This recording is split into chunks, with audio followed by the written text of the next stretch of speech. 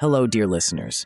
This is Paul from the Stories Philippines podcast, and I've got a bone-chilling tale to share with you today, sent in by one of our longtime followers. For their privacy, let's call them Juan. Juan was just a typical high school student living in the quiet town of Baylor back in 2007.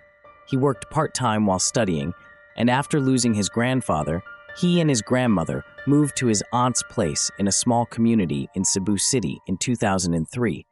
Juan was very close to his grandparents and chose to bring his grandma with him when they moved. Juan had to stop school temporarily because of the move, intending to continue his education in Cebu City. His aunt got him a job where she worked as well. The boss was generous enough to hire Juan despite his age because he was from their hometown and his aunt was a longtime employee.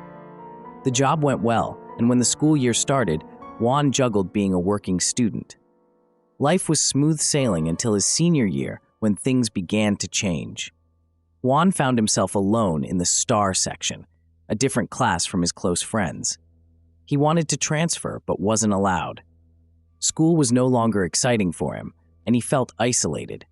On top of that, changes at work meant he had to work every day after school.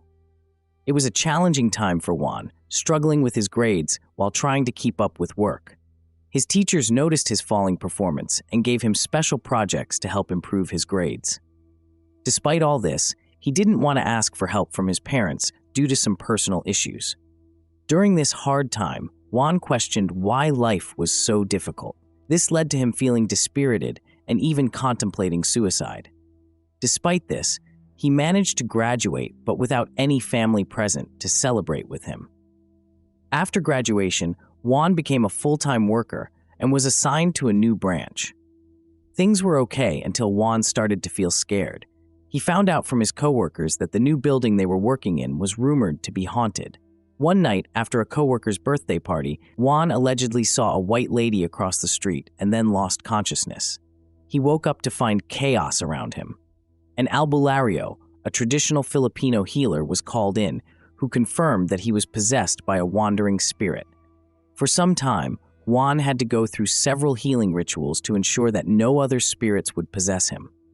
Juan was eventually allowed back at work, but was assigned to another branch. He found out that their workplace used to be a dense forest, a site for dumping bodies, according to local stories.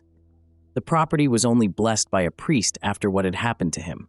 In 2009, Juan decided to resign and move.